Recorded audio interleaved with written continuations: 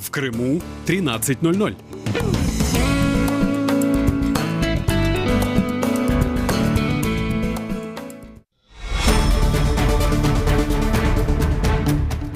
Кримське питання. Про що новий фільм Нарімана Алієва «Орталан» і для кого він? Де відбуватимуться зйомки українського фільму про кримську історію і в умовах російської анексії півострова? І наскільки точно за допомогою мистецтва можна передати історичні дані? Все це обговоримо найближчими хвилинами у програмі «Кримське питання». Вітаю, з вами Олександр Янковський. Ви слухаєте радіо Крим Реалії на 648 АМ. Також ми доступні в інтернеті на сайті Крим Реалії, на Фейсбук і Ютуб сторінках Крим Реалії, а також за телефоном 8 800 10 06 926. Якщо ви телефонуєте з Криму, якщо з материка, для вас інший номер телефону 044 490 29 05. Телефонуйте до нас у прямий ефір з понеділка по п'ятницю о 8 ранку, о 1 годині дня і о 6 годині вечора. В інший час залишайте ваші повідомлення на нашому автовідповідачі 8 800 10 06 926.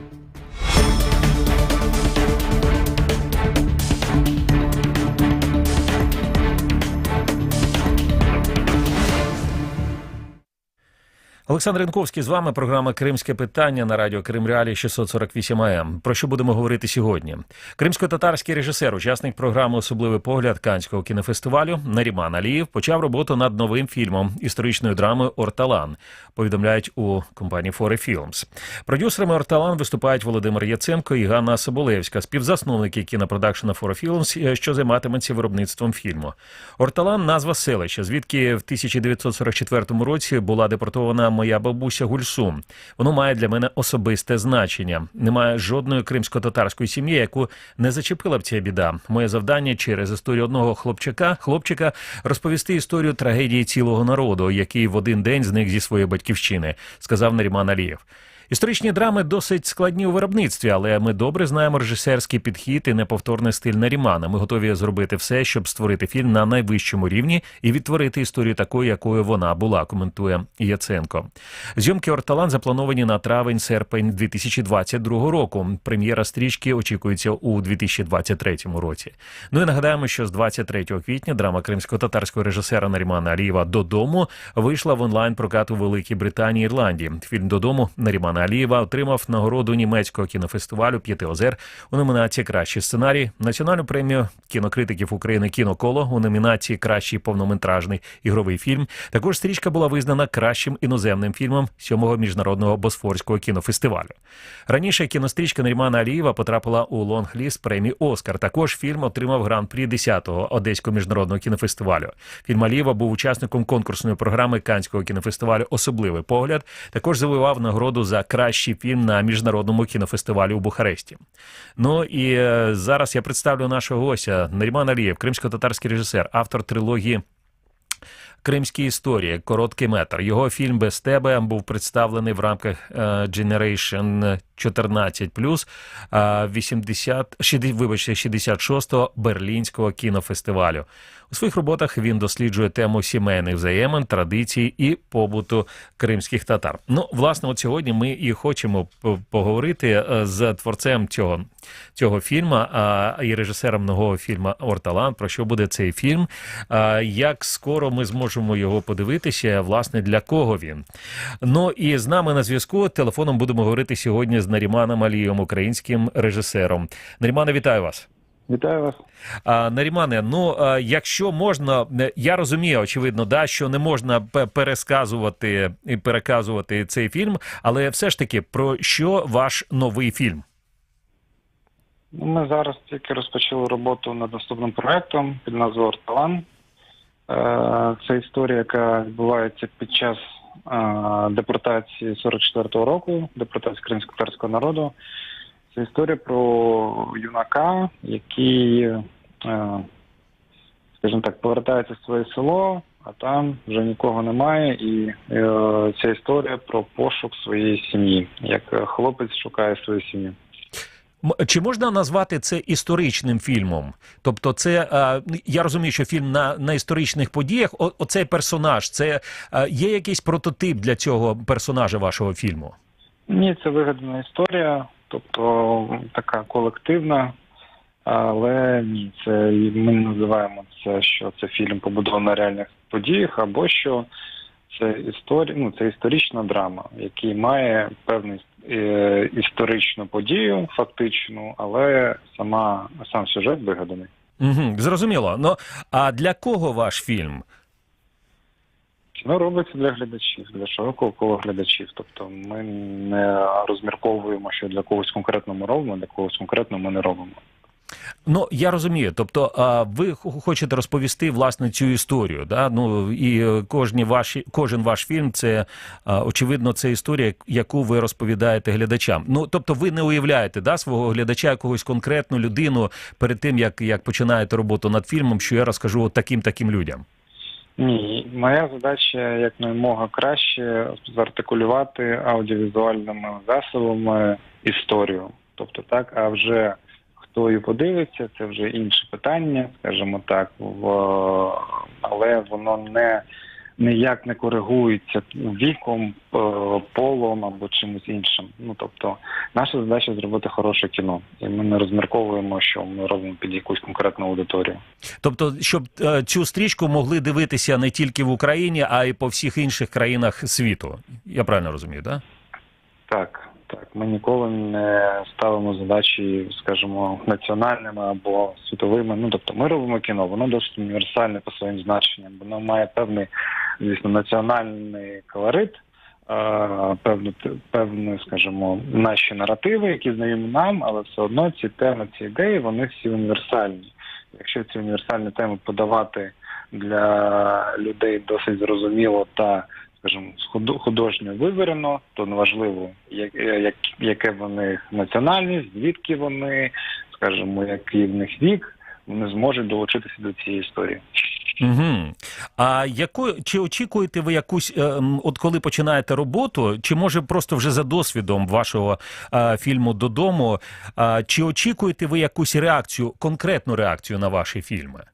Від глядачів, від кінокритиків, від, я не знаю, просто від політикуму? Ну, дивіться, тобто, в мене досвід досить невеликий. Я зробив всього одне повнометражне кіно і намагаюся зараз, скажімо, розвити свою професію і піти далі. Я не роблю ніяких очікувань, бо це неправильно. Моя задача робити добре мою роботу. Це раз. Але якщо брати в контексті там Орталану, тобто в мене є певна така ідея, яку би я хотів би досягти. Вона не має відношення до кінематографу, це більше така соціально-політична тема. Орталан – це селище в Криму, родом з якого моя бабуся рідна, і з якого її депортували в 44-му році.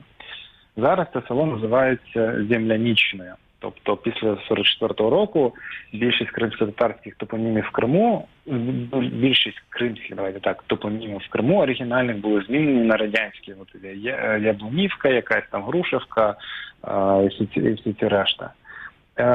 І я би хотів підняти, в принципі, тему для того, що потрібно повернути історичні назви, кримські топоніми, скажімо, повернути їх назад. І якщо цим фільмом ми, в принципі, цю тему зможе підняти і повернути, умовно, рідну назву, як там селище моєї бабусі Орталан, як мого рідного посілку Курман-Кемельчі, як там звідки мої інші родичі Сєйтлєр, то я вважаю, це буде досить добре і правильний шлях для відновлення, скажімо, справедливості, історичної справедливості в Криму. Угу. При тому, що, наприклад, тими самими назвами, попри те, що вони зараз не є офіційними, да, Курман і Сєйтлєр послуговуються і не тільки кримські татари, ну, наскільки я пам'ятаю.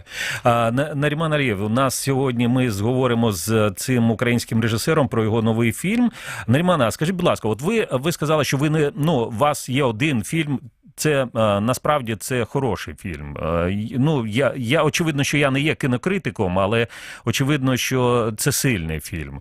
І скажіть, будь ласка, на вашу думку, от такі фільми, ну, складні фільми, які розповідають, які не розважають аудиторію, як ваш фільм «Додому», а ну, знайомлять або з якимись невідомими історіями, або примушують замислитися над якимись проблемами. Наскільки ці фільми, вони затребувані у молоді? Ну, власне, чи може Наріман Алієв розмовляти своїми фільмами з молоддю? Звісно, можу, але ну, скажу так, просто у нашому суспільстві, і не тільки в нашому, в принципі, це така тенденція, є багато стереотипів з приводу там кіно, так, що там кіно важке, або кіно складне, або кіно там драматичне, і це таке корелюється з чимось таким поганим, в принципі. Але, ну, кіно не розподіляється по жанру. Ну, тобто якість кіно не залежить від того, якого жанру, якої теми. Тобто кіно про депортацію, умовно, може бути як хороше, так і погане. Кіно, комедія може бути хороша або погана. Так, і я цими критеріями ну, слугую, коли дивлюся кіно. Тобто для мене не важливо. Тобто розважальне кіно може бути хорошим, драматичне кіно може бути хорошим, історичне те ж саме.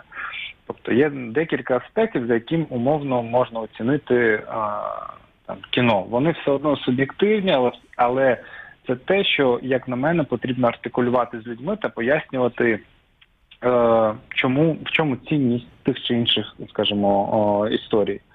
Тобто це художня складова, естетична та етична складова. Якщо ці три складові присутні в фільмі, художня, це умовно це переживання, та от ця емпатичність до героїв, коли глядач підключається до історії та може пережити разом з героями те, що з ними відбувається. Естетична, це саме оці аудіовізуальне таке наповнення, яке ми отримуємо певну таку насолоду та певну насиченість від перегляду. Та етична, що вона все ж таки має певні, скажімо, такі цінності в цій історії, які надаються. То якщо ці три складові є, то для мене це кіно є як мінімум якісне. Так, і ми намагаємося слугувати саме цими критеріями, роблячи це кіно. І наша задача, скажімо, як мінімум довести будь-якого глядача, неважливо це молодь або там дорослі люди, до екранів, щоб вони могли самостійно оцінити цей продукт. Тобто я не намагаюся ставити для себе такі рамки, що ой, молодь мене не дивиться, тому я з молоддю, я на молодь нічого не кажу. Ні. Тобто ми відкриті для всіх, і ми хочемо якомога ширшу аудиторію, якомога більшість людей розповідати історії і намагатися робити якомога якісніше. Угу. Нарімане, і ще, якщо можете, розкажіть, будь ласка, ця історія, ну, власне, яку ви будете розповідати в цьому фільмі «Орталан», це ваша історія, ну, в сенсі, ви головний сценаріст, тобто ви та людина, яка малює цю сюжетну лінію? Чи це хтось буде інший? Над сценарієм працював я. Також зараз над сценарієм будуть мені допомагати розвивати його ще деякі люди, які будуть дотичні до історії. Зараз ми проходимо фінальні стадії отримання гранту від Українського культурного фонду на девелопмент, на розвиток сценарію. І завдяки цим можливостям ми, скажімо, допрацюємо сценарій не тільки тут, також за кордоном. Ось будуть долучені, скажімо, люди, які нам будуть допомагати. А для того, щоб я так розумію, для того, щоб потім це можна було без якихось там особливих адаптацій робити прокат в інших країнах. Це для того робиться, да? Ні? Тобто драматургія, вона знову ж таки універсальна. Тобто люди, які вміють писати, вони дивляться на історію як на драматургію. Так, адаптувати, зробити субтитри на іншу мову, для цього не потрібна інші драматурги. Так, але все одно, можна так сказати, що люди, які, наприклад, не живуть в нашому контексті та не знають наших реалій, вони можуть задавати достатньо правильні питання, з якими потрібно, скажімо, замислити для того, щоб історію зробити, скажімо, більш зрозумілою для людей, які не дотичні до нашого контексту. Це так, це працює, додому це також працювало, бо ми його також цей сценарій розробляли там, скажімо, на міжнародних воркшопах, де презентували там проекти різним, працювали з різними, скажімо, людьми індустрії, які давали свої певні, скажімо, фідбеки, певні відгуки, з яких ми робили ті чи інші висновки і допрацьовували сценарій, проект в цілому.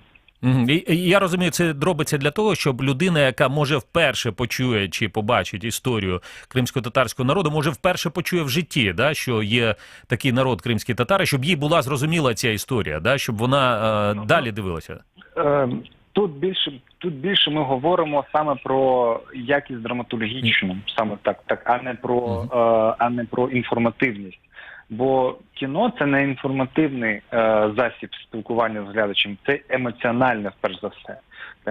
Тобто людина може не знати, хто такі кримські татари, і, в принципі, там після додому так і не дізнатися, хто такі кримські татари. Тобто їхнє походження, чому в них такі проблеми, або, скажімо, багато-багато іншого.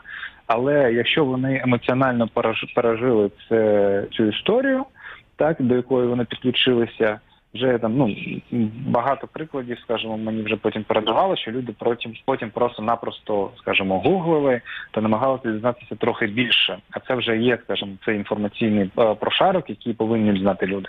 Кіно не той інструмент, який займається саме таким безпосереднім просвітництвом та поясненням. Тобто це більш на емоціональному рівні, скажімо, повідання. Наріман, і останнє запитання до вас. Скажіть, будь ласка, як ви вважаєте, як довго загалом живе хороше кіно?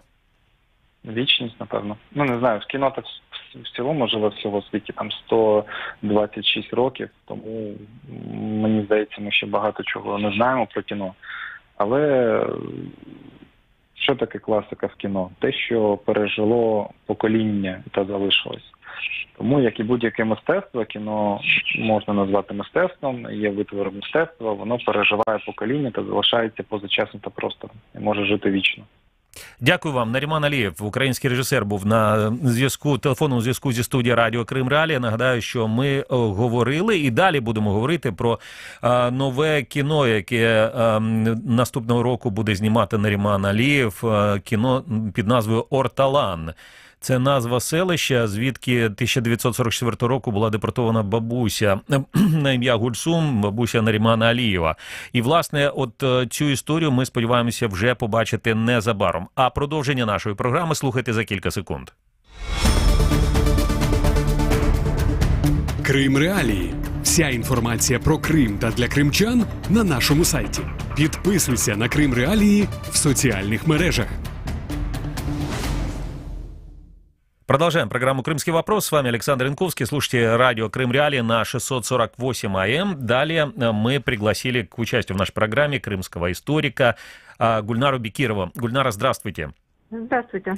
Меня интересует такой вопрос, да, на ваш взгляд, как вы считаете, вообще языком кино, насколько можно, или вообще художественными способами, а в частности кино, насколько можно точно передать историческую правду, даже если такая цель не ставится, если ставится цель только, рассказать такую историю, которая бы захватила зрителя и не отпускала его в течение всего фильма, а потом заставила подумать над какими-то важными проблемами? Вы знаете, конечно, это вопрос довольно сложный, потому что в значительной степени человек, который занимается восстановлением исторической правды, то есть историк, особенно историк, который занимается ее с точки зрения с научных позиций, и художник, тоже в расширительном смысле слова, то есть в данном случае режиссер, конечно, это в определенном смысле антиподы, потому что совместить такую историческую правду в каких-то, вообще в идеальном виде, да, то есть как мы, люди, которые занимаются восстановлением истории, с точки зрения научного, да, такого подхода, и показать эту самую историю с эмоциональных позиций, потому что очень часто, ну, понятно, да, научные книги люди не читают, да, но почему все-таки важно, чтобы снимались художественные фильмы, писались научно-популярные работы, снимались какие-то очень простые с точки зрения языка, доступные широкому зрителю программы, передачи, фильмы. Это все равно нужно пытаться сделать. Вопрос, конечно, как. Это действительно очень сложно, и я, конечно, поздравляю Наримана с тем, что мы общались несколько месяцев назад, он советовался со мной, он говорил, я не знала там в деталях этот замысел, но мы беседовали с ним, и он говорил, что хотел бы снять вот фильм о депортации. Ну вот спустя несколько месяцев я поздравляю его, что его проект поддержан. Ну, правда, я не имею к нему отношения и не знаю там, то есть я не являюсь там ни претендентом на роль сценариста, ни консультантом фильма. Но я думаю, что все-таки несколько таких добрых советов талантливому, действительно очень талантливому молодому режиссеру я могу дать, потому что все-таки совместить, пусть даже это рассказ о личной истории и историческую достоверность, конечно, это колоссально сложно. Я вот немножко слушала эфир Наримана, я все-таки поняла, что это будет не совсем, ну, такой, грубо говоря, костюмно-исторический фильм. Это будет больше притча, парабола, ну, вот как киноведы любят говорить. То есть все-таки такая история, универсальная история конкретного человека, но в контексте, конечно, истории народа. Ну, это вполне нормально, что, конечно, я тоже занимаюсь этим, потому что, например, история каждой крымско-татарской семьи, в ней вот как в зеркале, как в капле отражена история всего крымско-татарского народа. И действительно, и Нариман, по-моему, об этом говорил, и я часто об этом говорю, что депортация – это та трагедия, которая коснулась каждого крымского татарина, и это вот та универсальная трагедия, ну вот как для украинцев Голодомор, для евреев Холокост, и это та трагедия, которая консолидирует крымско-татарский народ. Вот сейчас, в 21 уже веке, прошло довольно много лет. И, наверное, действительно пришло время осмыслить, отрефлектировать эту трагедию и художественными средствами, ну просто потому что это более эмоционально, это более понятно зрителям. Ну, что уж говорить, с каждым годом люди читают все меньше. Я понимаю, что там мою толстую научную книгу вряд ли кто-то прочтет, ну, кроме специалистов. А фильм, конечно, будет смотреть множество людей, как смотрели фильм «Хайтарму», где мне вот посчастливилось быть консультантом, как слушает весь мир песню Джамалы 1944. Я желаю Нариману, конечно, успеха, но хочу, конечно, чтобы работа над сценарием была очень-очень тщательная, потому что, ну, я, честно говоря, вообще очень не люблю смотреть исторические сериалы. Точнее, люблю, но смотрю только те, где я очень плохо знаю, допустим, исторический контекст, потому что какие-то косяки и ошибки, ну вот там, где ты знаешь, это очень-очень бросаются в глаза.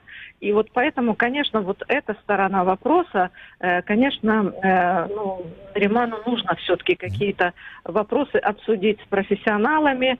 И я надеюсь, что у него будут такие консультанты, что он все-таки крымский татарин, он очень талантливый режиссер. Я вижу, что он очень основательно, даже вот по нашему короткому общению, я помню, что у него очень были такие глубокие вопросы. И я надеюсь, что скоро мы все-таки увидим действительно еще один хороший, качественный, по меньшей мере качественный, может быть, выдающийся фильм о депортации крымских татар. Гульнара, напомню нашим слушателям и зрителям, Гульнара Бекирова, крымский историк, сегодня с нами на телефонной связи. Мы говорим о новом фильме «Орталан», который планирует в следующем году снимать крымско-татарский режиссер Нариман Алиев. Гульнара, у меня к вам такой вопрос. Я вот несколько раз общаюсь с разными крымскими татарами, они говорят о том, что в какой-то степени, несмотря на то, что вот это проблема депортации, и это такая вот травма, она и эта проблема, она с одной стороны объединяет весь народ, а с другой стороны, поскольку как бы априори считалось, что все пережили депортацию, ну и так и было, да, то есть вот старшее поколение, то они об этом рассказывали не так охотно и не так много. Это так или нет? То есть вот не прервалась ли такая вот устная история, что называется, из семьи, из поколения в поколение? Были ли эти рассказы, передались ли они дальше, там, от дедов к детям, к внукам и так дальше? Ну, вы знаете, поначалу, действительно, это очень интересный вопрос вы задали, очень, я бы сказала, глубокий.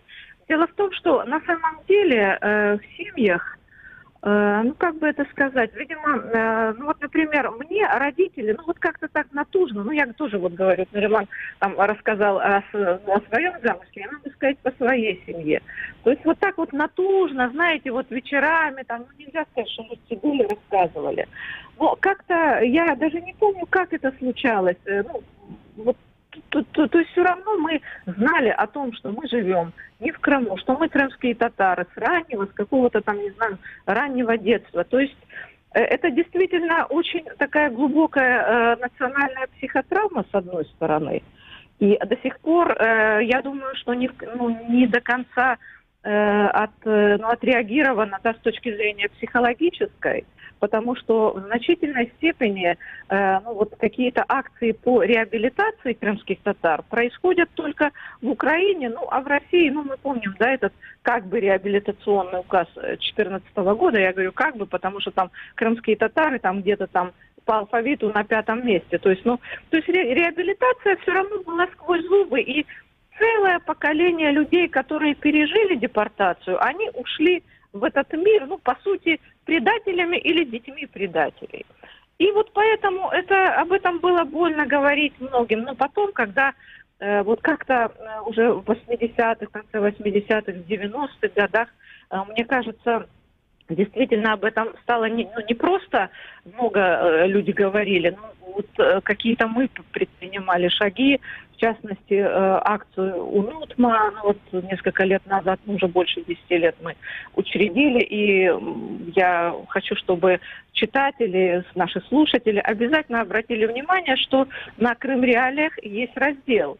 И Эльвидин Чубаров, мой коллега по комиссии по изучению геноцида крымско-татарского народа, публикует воспоминания очевидцев. И вот этот тот важнейший пласт, который долгое время находился под спудом, был, ну не то, что он был засекречен, просто, ну вот у людей, когда у них тяжелая травма, им тяжело об этом рассказывать. И вот депортация была действительно вот этой вот тяжелой травмой, когда старики, которые, ну, были тогда детьми, пережив ее, им было очень-очень тяжело рассказывать. Например, я у своего отца так и не узнала, например, о том, как он был в трудармии. Это, кстати, тоже очень-очень такой тяжелый сюжет и вообще закрытый.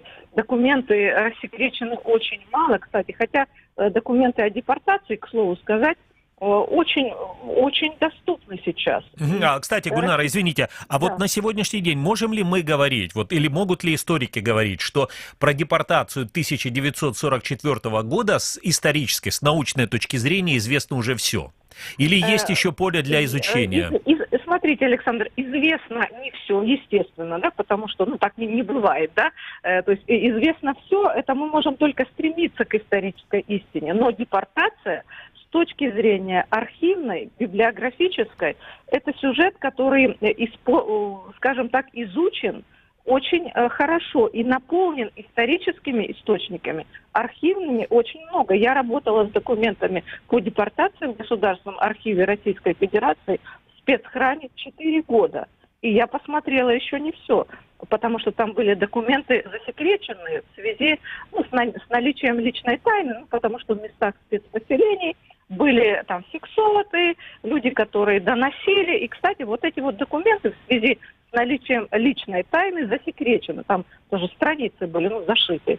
Но, в общем-то, я хочу просто подчеркнуть, что депортация крымских татар один из самых хорошо изученных с точки зрения историографией хорошо наполнен с точки зрения архивных источников. Но очень важно, это я уже говорю в большей степени молодым исследователям, кто все-таки захочет какие-то изучить аспекты не изученные, они, конечно, тоже есть, что есть еще карточки спецпереселенцев, которые до сих пор неизвестно, где находятся. То ли они находятся в Узбекистане, то ли они находятся в Москве в архиве Федеральной службы безопасности. Вот этого массива у нас нет на руках, и у нас вот мы только сегодня мы записываем. Хорошо, что мы успели записать воспоминания очевидцев.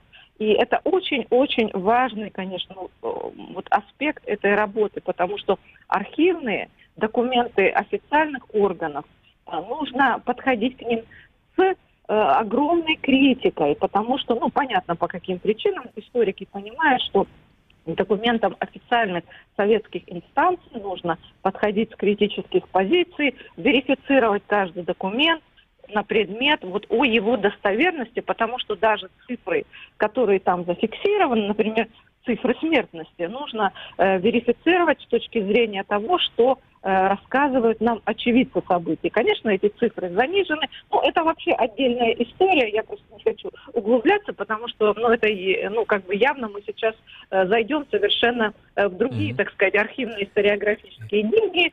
Вот. Но я хочу сказать, что действительно депортация крымских татар один из изученных и требующих, конечно, теперь уже такого, может быть, художественного воплощения.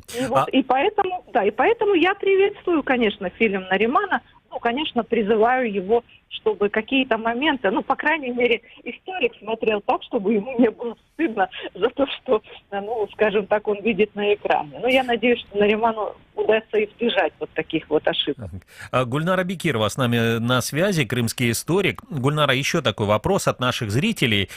Спрашивают, а что же, может быть, они просто невнимательно смотрели, что же такое Арталан, да? Я напомню, что это название, крымско-татарское название до 1944 года села Земляничное, ну, которое сейчас это село, да, оно было переименовано после 1944 года. И вот, кстати, да, и Нариман сказал, что он этим же фильмом, он хочет поднять этот вопрос возвращения исторической справедливости, чтобы селам и другим населенным пунктам Крыма вернули исторические названия. Ну вот, что же это за название вообще такое Арталан? Что это за село, что оно из себя представляло? Ну, я не знаю, я не была в этом селе, у меня об Арталане только такое, ну, мои родители совершенно из других населенных пунктов, там отец из Байдар, это теперь Орлиная, мама из Аджименты, это Керченский регион, там все села стерты с лица земли, их нет. Ну, Арталан, я не знаю, сейчас она называется Земляничная, да, у меня только одно воспоминание, когда-то в начале 90-х я работала с одной женщиной, и она вот была из этого села, женщина была русская, она мне говорила, что вот крымские татары стали возвращаться в это село. Но вот я, к сожалению, не знаю, я там никогда не была, но об этом, наверное, лучше знает Нариман, поскольку это его, ну, по сути, родное село по его предкам. Но название, конечно, очень красивое, поэтичное. Я приветствую, что ну, оно даже звучит, да, мне кажется, так очень, очень красиво. Мне кажется, уже даже название очень удачное. Мне кажется, крымско-татарские названия, ну, может быть, я, конечно, субъективно, вообще звучат совершенно по-другому, иначе, чем, ну, вот эти их наименования, там Орлиная, да, Байдар, Орлиная, Арталан, Земляничная, ну, разве можно сравнить, да, и поэтому, конечно, было бы очень хорошо, если бы все-таки населенные пункты крымско-татарские получили свои прежние наименования, названия. Ну, это совершенно тоже отдельная историка, возвращение крымско-татарской топонимики, потому что это лицо Крыма, да, но, к сожалению, тогда нужно весь комплекс проблем решить, там, законодательных позиций, да, но сейчас вот закон о коренных народах в Украине был принят, но мы знаем, что Крым находится сейчас де-факто в составе Российской Федерации, и то, что те там законодательные акты, которые мы принимаем в Украине, конечно, ну, они опосредованно, да, наверное, влияют на жизнь Крыма. Ну, в общем, это действительно очень такой сложный разговор. Но, конечно, хотелось бы, чтобы вообще Крым имел какую-то более, получил, наконец, когда-нибудь, может быть, хотя бы там при нашей жизни, совершенно иную счастливую траекторию, а не вот такую, как это случилось в 20 веке, когда пришли большевики, потом случилась депортация не только крымских татар, греков, армян, болгар, когда Крым стал безликим, потерял свою топонимику и вот стал рядовой областью сначала Российской Федерации, потом Украинской ССР. Ну, в общем, я за то, чтобы Крым вернул свою самобытность, в том числе свои прежние названия населенных пунктов.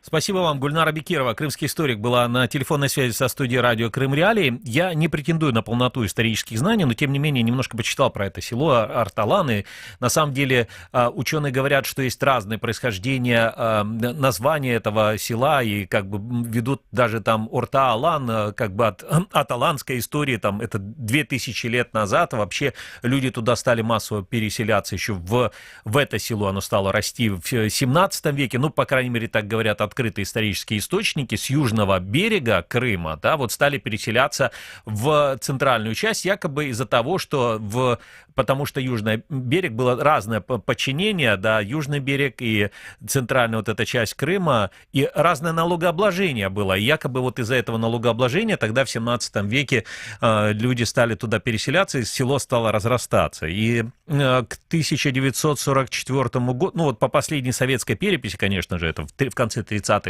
годов, там было больше 700 человек, ну и после депортации крымских татар, конечно же, село фактически обезлюдило. И не знаю, даже сейчас, есть ли там больше 700 жителей или нет, даже несмотря на то, что даже после того, как семьи крымских татар некоторые вернулись туда и живут в этом селе. Продолжение программы «Крымский вопрос» и нашу беседу о новом фильме «Арталан» Наримана Алиева слушайте через несколько секунд.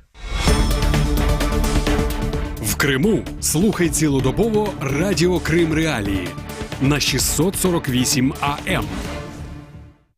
Продолжаем программу «Крымский вопрос». Александр Янковский с вами. Вы слушаете радио Крым Реалии. Говорим сегодня о новом фильме «Орталан» Наримана Алиева. Нариман Алиев – украинский режиссер, крымско-татарский режиссер, который снял фильм «Домой», «Додому», и сегодня говорим о его новом фильме «Орталан». И мы пригласили также к этому разговору Алима Алиева. Алим Алиев – заместитель генерального директора Украинского института. Алим, приветствую вас.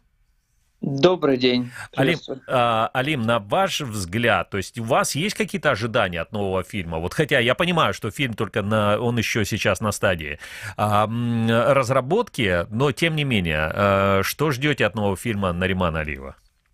Ну, зная предыдущие фильмы Наримана, являюсь поклонником его творчества и тех нарративов, месседжей, которые он закладывает в фильмы, то я, естественно, ожидаю увидеть глубокий, интересный, захватывающий и, наверное, нелегкий фильм, скорее всего, нелегкий фильм о депортации, о трагедии 1944 года.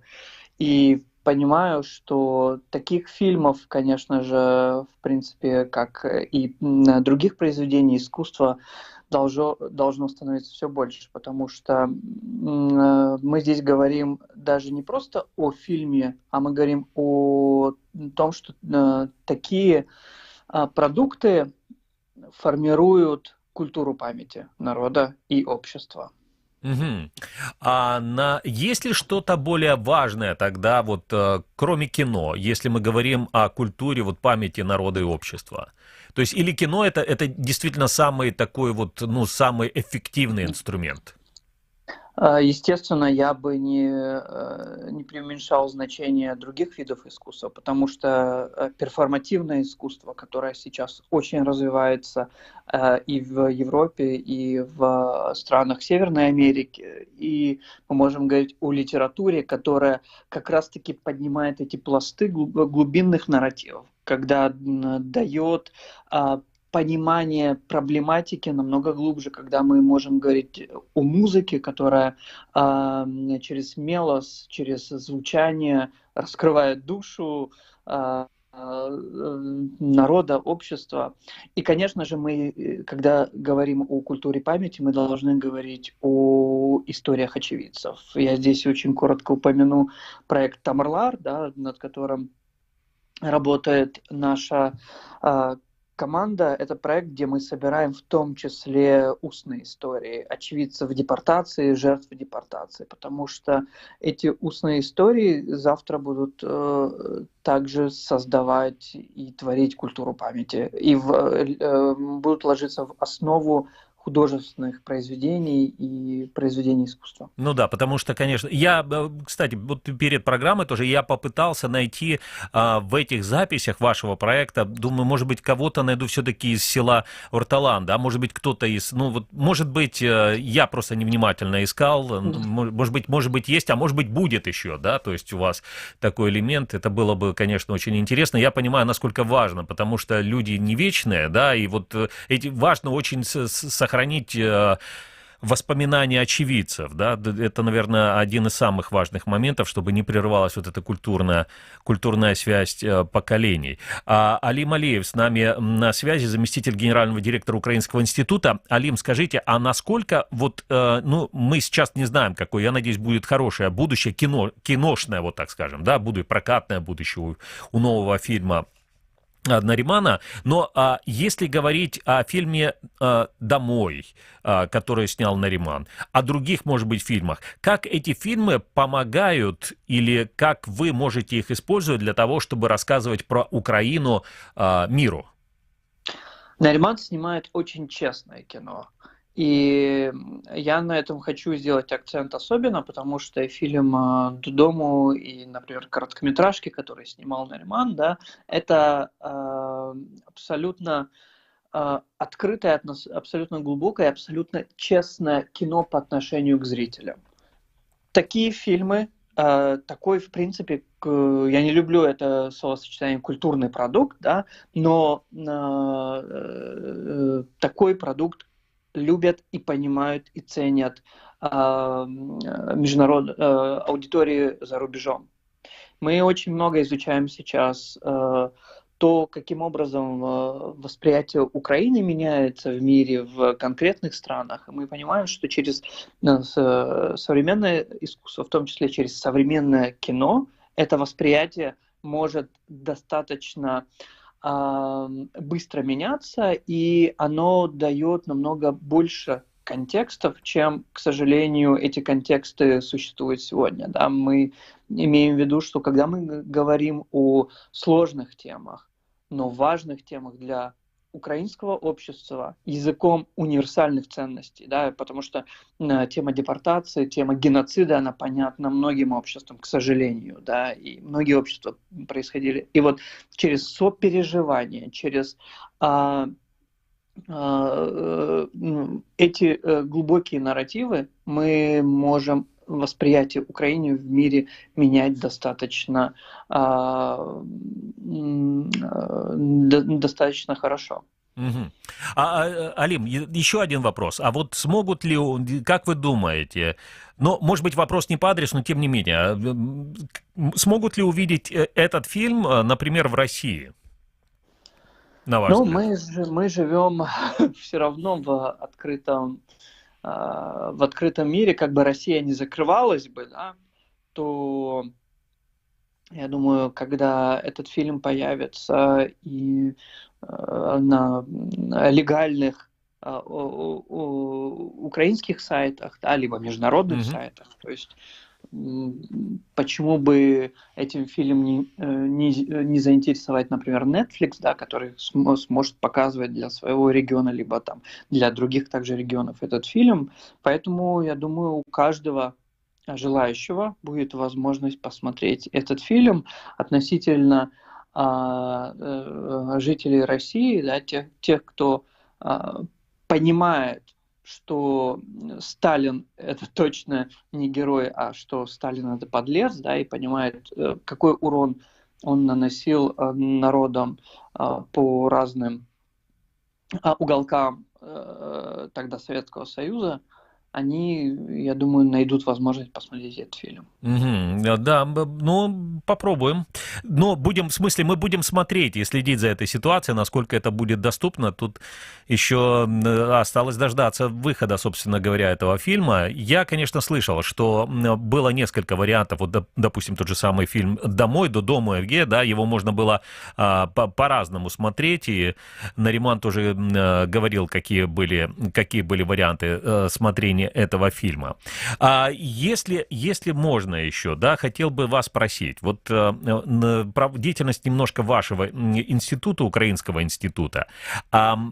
Сейчас вот есть, ну, часто слышу, знаете, там вот якобы там у Европы там усталость от Украины, с одной стороны. С другой стороны, я так понимаю, что просто в мире происходит очень много самых разных событий.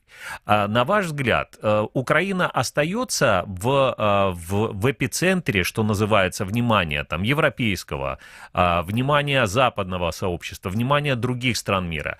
И если, может быть, она не остается, а может быть остается, но все равно это внимание необходимо подогревать вот какими-то там художественными средствами, я в смысле фильмами, перформансами, вот о чем вы говорили. То есть над чем работает ваш Украинский институт?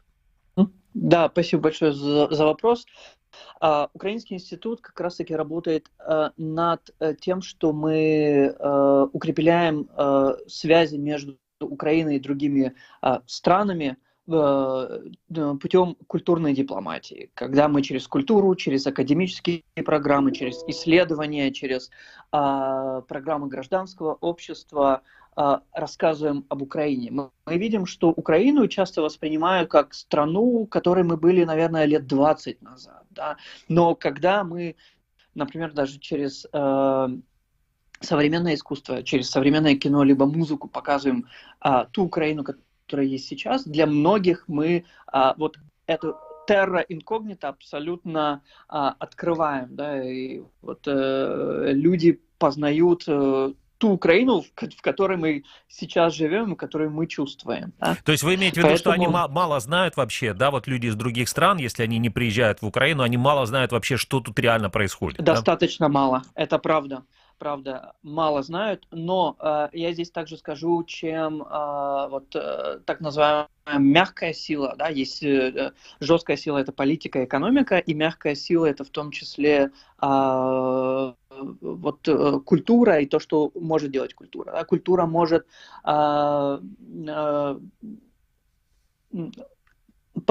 погружаться и погружать в те контексты, которыми иногда политика не может, да, через эмоции, через там, передачу глубинных смыслов. И поэтому культура — это часть безопасности также страны. Вы знаете, Украинский институт нам всего лишь 3 года, и я понимаю, что там и в Британии, и в Германии, и в других странах Европы такие институции достаточно давно работают. Поэтому у нас еще много работы для того, чтобы как возвращать себе, то есть Украине, свои имена, так и рассказывать о современной Украине и рассказать о наших ценностях путем публичной дипломатии. Спасибо вам. Алим Алиев, заместитель генерального директора Украинского института, был на телефонной связи со студией радио Крым Реалии. Мы продолжим программу. Напомню, что сегодня говорим про новом фильме Наримана Алиева «Орталан». Этот фильм обещает появиться в 2023 году уже. Но мы говорим о нем сегодня. Ну, во-первых, для того, чтобы вы понимали, что Украина прикладывает усилия определенные для того, чтобы и крымская тема в том числе, да, и оставалась в центре внимания.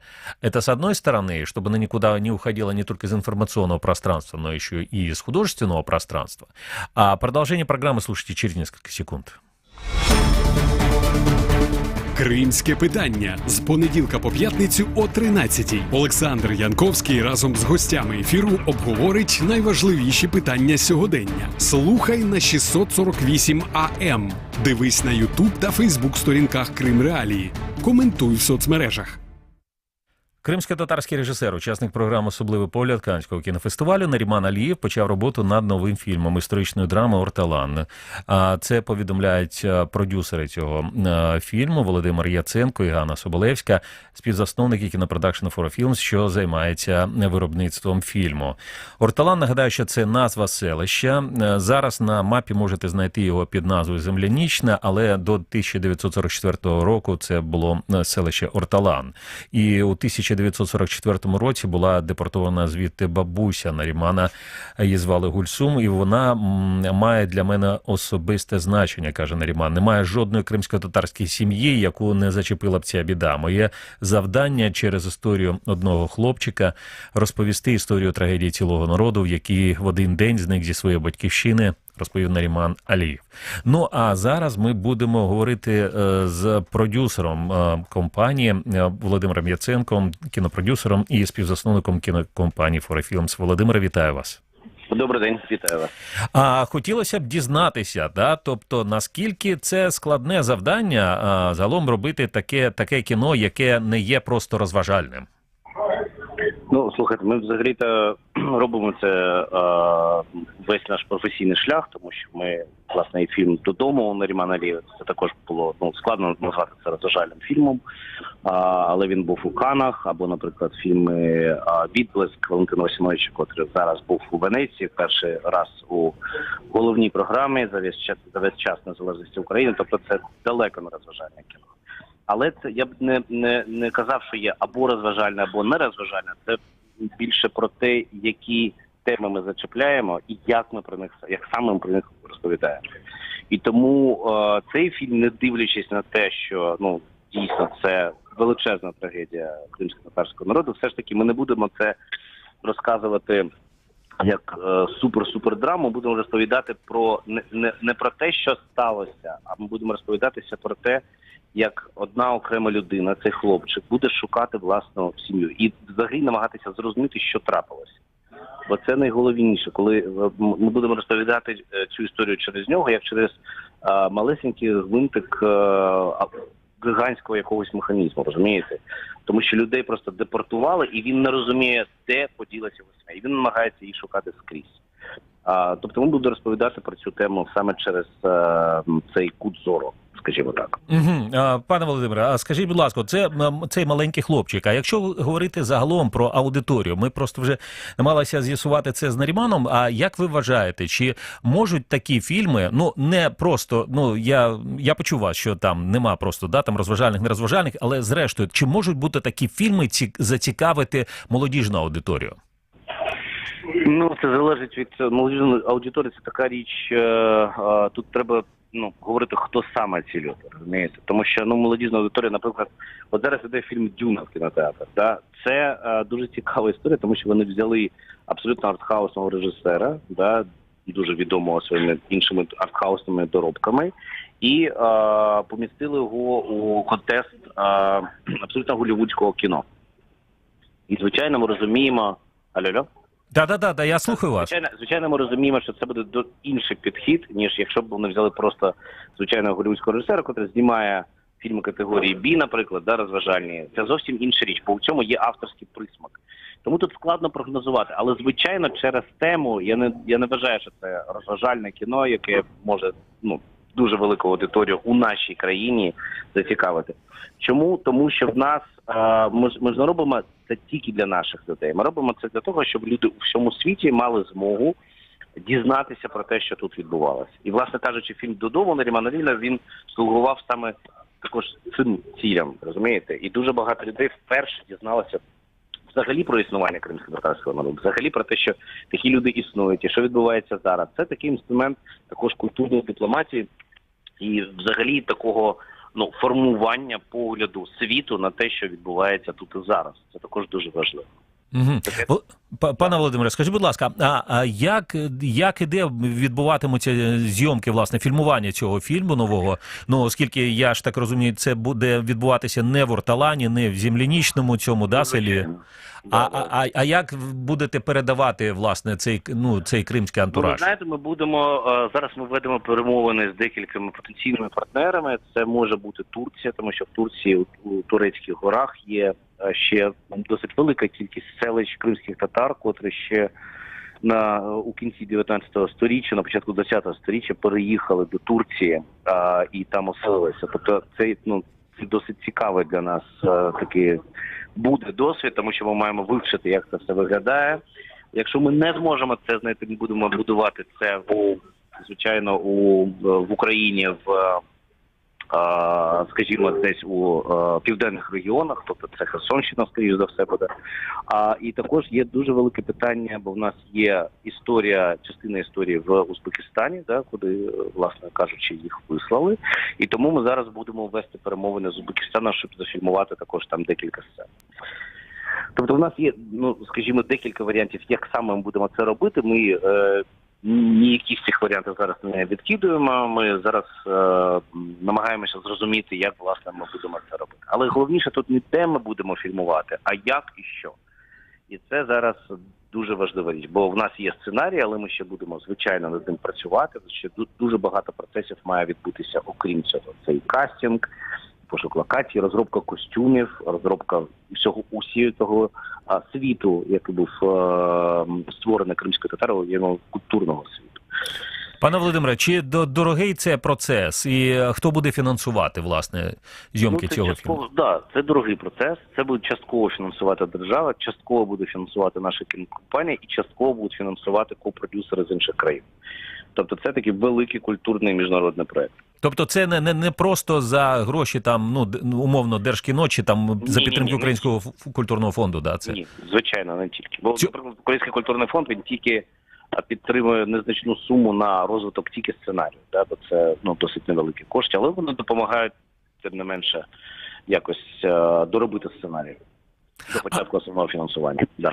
А скажіть, будь ласка, а такі фільми, власне, в вашому портфоліо є кілька фільмів, і, зокрема, ви згадували їх. А скажіть, будь ласка, чи можуть такі фільми бути комерційно вдалими, чи загалом йдеться про якусь комерційну складову у таких фільмах?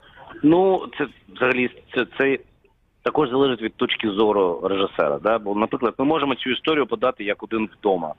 І тоді вона, можливо, буде комерційно приваблива. Але вона буде трішки викривлювати, у лапках, викривлювати реальність історичну. Можна це робити, як, наприклад, там «Безславні ублюдки», там «Inglourious Basterds». Це ж взагалі не має ніякого відношення до того, що дійсно відбувається. Але це комерційний, класний фільм.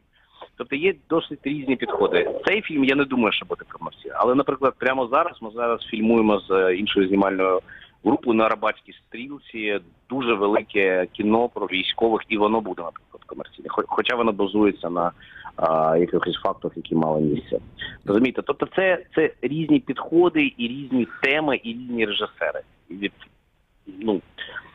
Сполучення тих чи інших речей залежить, чи буде фільм комерційний чи ні. Я не думаю, що цей фільм буде дуже комерційно привабливим. Він все ж таки розповідає про досить важливі і тяжкі речі. А люди не дуже люблять платити за інші страждання, горості і таке інше. Можливо. Нагадаю, Володимир Яценко з нами на телефонному зв'язку, кінопродюсер і співзасновник кінокомпанії Vora Films. І, пане Володимире, і ще таке запитання. А скажіть, цей фільм, який планується, якою мовою будуть говорити там герої головні? Я розумію, там будуть, напевно ж, люди різного етнічного походження. Це буде і кримсько-татарська, звичайно, це буде і українська, це буде російська, бо буде досить дивно, якщо НКВДісти будуть розмовляти чудовою українською мовою. Тобто це будуть різні мови, звичайно. Ні, просто буває, ми іноді так дивимося на фільми, де просто всі говорять однією мовою, наприклад, без різниці, там, українською, російською чи англійською, Тобто тут буде дотримуватися такий принцип історизму все ж таки, Тобто... Ми б цього хотіли, так. Угу. Зрозуміло, дякую вам. Володимир Яценко, кінопродюсер і співзасновник кінокомпанії «Форефілмс», був на телефонному зв'язку зі студією радіо Крим Реалі. Ну і я нагадаю ще раз нашим слухачам і глядачам, про що ми говорили сьогодні. Значить, кримсько-татарський режисер, учасник програми «Особливий погляд» Канського кінофестивалю Наріман Алієв почав роботу над новим фільмом історичної драми «Орталан». Про це повідомляють у компанії «Форефілмс». Продюсерами «Орталан» виступають Володимир Яценко і Ганна Соболевська, співзасновники кінопродакшена «Форефілмс», що займається виробництвом фільму. «Орталан» – це назва селища, звідки в 1944 році була депортована моя бабуся Гульсум, каже Наріман Алієв. І це село має для мене особисте значення. Немає жодної кримсько-татарської сім'ї, яку не зачепила б ця біда. Моє завдання через історію одного хлопчика розповісти історію трагедії цілого народу, який в один день зник зі своєї батьківщини, сказав Наріман Алієв. Історичні драми досить складні у виробництві, але ми добре знаємо режисерський підхід і неповторний стиль Нарімана. Ми готові зробити все, щоб створити фільм на найвищому рівні і відтворити історію такою, якою вона була, коментує продюсер цього фільму Володимир Яценко. Зйомки «Орталану» заплановані на травень-серпень 2022 року, а прем'єра стрічки запланована, очікується на 2023 році.